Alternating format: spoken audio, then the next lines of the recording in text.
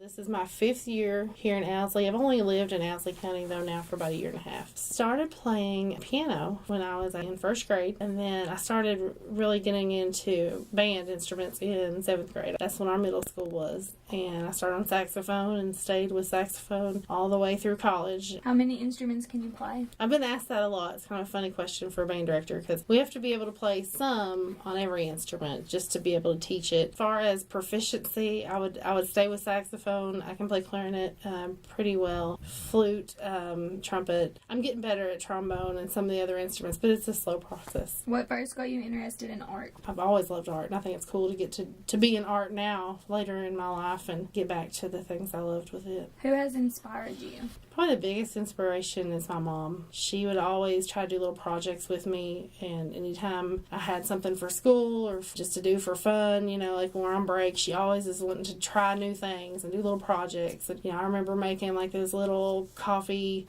filter flowers and like doing different little projects with her. And then with music, she would always sing. She doesn't play any instruments. She'll tell you right now that she can't at all. She's always played music for me. What is your favorite artistic thing about Owsley County? I think they really have a sense of who they are. For example, like the home song projects, I think it's neat that they're trying to share their culture and their heritage with other people. And that's a very, artistic thing as far as knowing who you are, being able to produce that, and then create something of interest for not only like the community but for other people in other places. And I know there have been people that came to Owsley, that weren't from here, and they've really enjoyed seeing that culture in art. What is your favorite part about teaching? Probably getting to know the students and just being able to reach somebody's life that maybe needed just somebody there for them. I love teaching music and band and being able to share that, but I think more importantly, being a mentor. When I see kids that struggle in life and I can be there to make a difference, I think that's the biggest plus of being a teacher. How has Owsley County impacted you as a teacher?